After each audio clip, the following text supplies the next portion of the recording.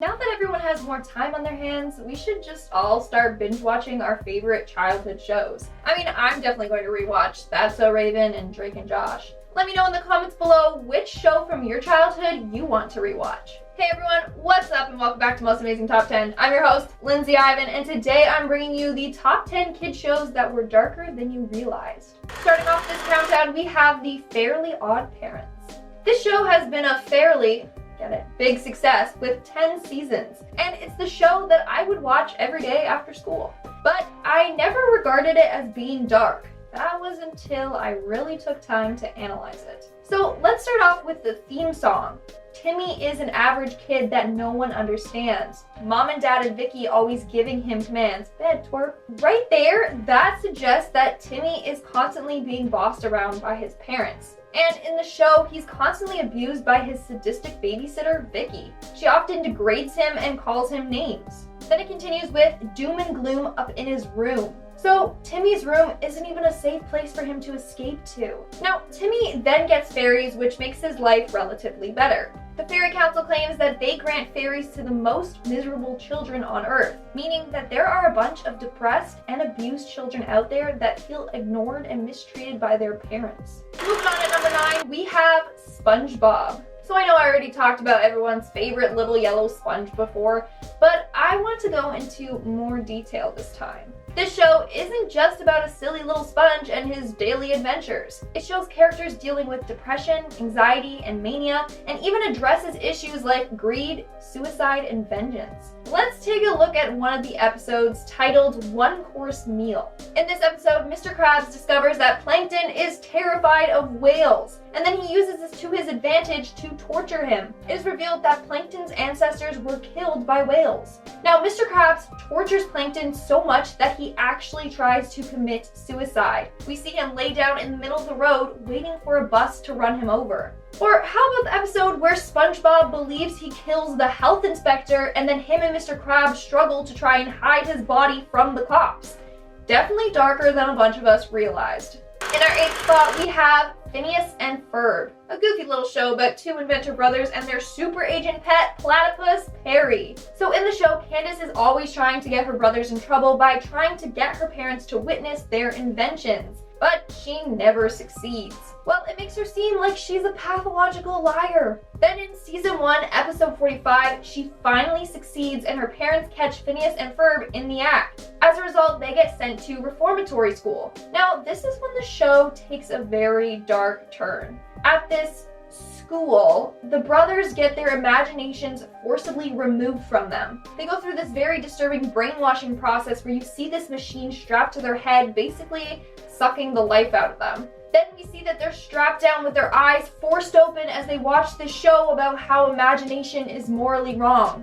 The worst part, this whole episode was a dark metaphor for growing up. Coming in our 7th spot, we have the RUGRATS. This show revolves around 4 babies, Tommy, Chucky, and the twins Phil and Lil. And of course, Angelica, their older cousin that often likes to terrorize them. In fact, she is famous for screaming, "You stupid babies." Meanwhile, the adults are completely clueless. Well, that's great. The babies have a verbally abusive cousin, but I'm not going to focus on that. There was one episode that made the show take a very sad and dark turn. This episode was titled Mother's Day and reveals what happened to Chucky's mom. In the episode, everyone has a mom for Mother's Day except for Chucky. Then it's revealed that his mom died from an unexpected terminal illness shortly after his birth. It's an extremely heartbreaking episode. And then also in the episode, Chucky's father reads a poem that Chucky's mom wrote for him while in the hospital. Like, ugh, just rip my heart out there. Poor Chucky. In our 6th spot, we have CAREBEARS. Yes, I know this one is going to be hard to believe. How are friendly and cute looking rainbow bears scary? Well, I'll tell you how. So the show has something called a caring meter. Basically, this meter tells when kids are unhappy or misbehaving, meaning that they are constantly monitoring everything that every single kid does. Creepy. Then what's worse is that they appear to the child and force them to change their attitude. And then they also give them a nice big, long hug to ensure that they act in accordance to their preconceived notion. Basically, these bears are dictating the kids on how they need to act and feel, stripping away their own personality and forcing a new one on them. Like, they're doing more harm than good by trying to protect these kids from ever feeling sadness. Then people also drew a connection between the Care Bears and the cult recruitment technique called love bombing. Basically, this involves showering recruits with attention and affection to entice them into the cult. Well, doesn't that sound an awful lot like the Care Bears hug and tactics? We're now at our 5th and halfway mark with Ed, and Eddie. This show follows the lives of 3 boys, all with basically the same name, but with completely different personalities. It's sad, but if you rewatch the show, it's clear to see that each Ed suffers from a different kind of abuse. Let's start off with Ed with 1D. Ed lives in an abusive house. He lives in the dark basement in a really messy room. But his sister's room is clean and filled with nicer items, showing parental favoritism. Ed also has bad personal hygiene. It's as if his parents don't care for his own health or hygiene. Then in one episode, you can hear someone screaming in the background. Ed then says, "Dad's home." Okay, that literally makes it seem like his dad abuses others and he's just used to hearing them scream and cry in pain. Then lastly, in one episode, Eddie tries to break Ed out of his house when they realize that the stairs are gone, meaning his parents physically removed the stairs so that he had no way to get out of the basement. That's dark.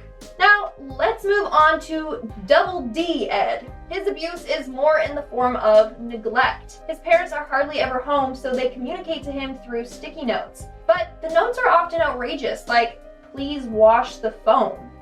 Not a typical chore, at least not in my household. It makes it seem like his mom may be struggling with personal issues. Then it also seems like Ed is given a bunch of chores to do as if he's a servant and not their son. And lastly, we have Eddie. In the series finale, we saw Eddie being physically and verbally abused by his older brother. So the characters do suffer from a much darker life than we thought.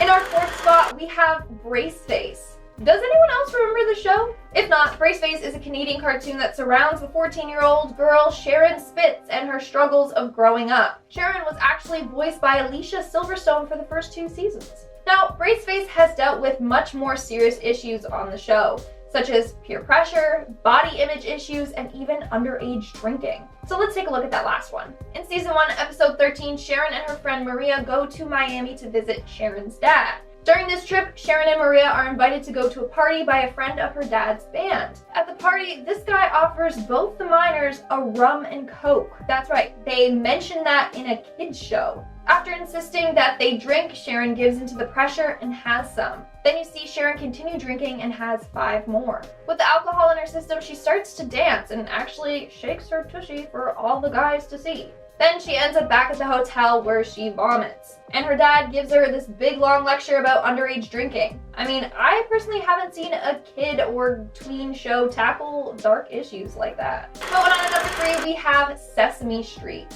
Yes, I know I've done videos on Sesame Street before, but those are all just made up theories. Now it's time to look at actual facts from episodes. So Sesame Street over the years has tackled serious issues like death, disease, divorce, and gender inequality. Recently, they have introduced a new character named Carly, whose mother is a drug addict. As a result, she lives in foster care. Carly is supposed to highlight the serious impact that a drug addiction can have on a family and a young child. Sesame Street also claims that it's a way to help break the stigma and to help show kids that they're not alone.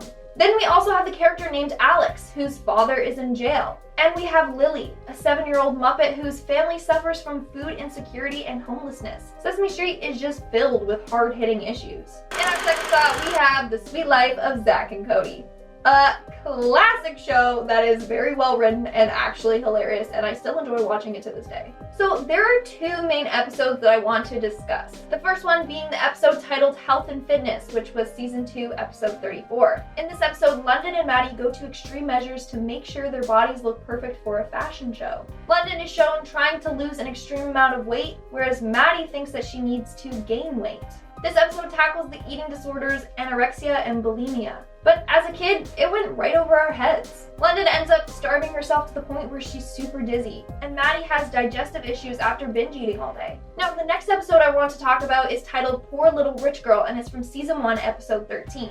In this episode, we find the very upsetting truth about London's childhood. So basically, in this episode, London's father goes broke, and as a result, London loses her place and has to live with Maddie. That's only temporary though, he's still rich, don't worry. While at Maddie's, she says she didn't realize that families actually sat down and ate meals together. She said that her parents would often go out to restaurants and would leave her home with a nanny. But the nannies never spoke English, so she was often alone with no one to talk to. Also, the nanny was never the same, so it's not like she could have formed a bond with them. It's almost like having a new stranger in your house every day. Then in the episode, London fails at her attempt to try and cook.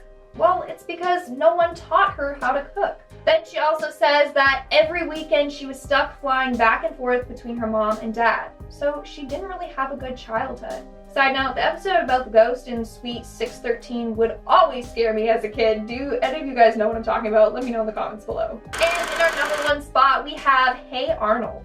Hey Arnold was an American animated series that aired on Nickelodeon from 1996 to 2004. In the show, there's a character named Helga who is considered a big bully. She often picks on and teases other kids, especially Arnold. Well, in season 4, episode 34, titled Helga on the Couch, the audience finally learned the sad truth to why Helga acts the way that she does. While talking to a child psychologist, Helga reveals that she was severely neglected as a child. Her parents mainly focused on her perfect older sister. She tells the psychologist stories like how her mom left her winter coat at the dry cleaners, and so she had to walk to school in the freezing cold in the middle of winter without one. It also implies that her mother suffers from alcohol abuse. Then it is also revealed that one time her mother packed her lunch with only a few crackers, moist towelettes, and a can of shaving cream. And when she was just 3 years old, Helga would have to walk to school by herself in the rain because her parents were too focused on her sister and forgot to take her to school. That's an extremely sad backstory.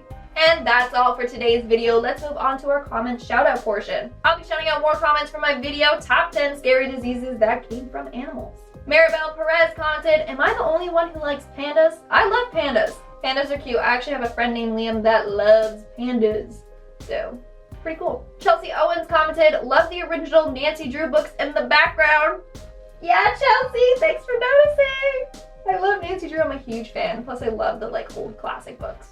And I collect them, so whenever I find them, put them up there. Michael Hartley commented, "You are such a good host. My favorite, TBH." Oh, thanks, Michael Hartley. Honestly, it makes my day when you guys comment things like that. And that's all the comments I'm shouting out for today. Make sure to comment something down below for a chance to be featured in my next comment shout out. And as always, don't forget to give this video a big thumbs up and subscribe to Most Amazing Top 10 for more amazing videos. I've been your host, Lindsay Ivan, and I'll see you when I see you.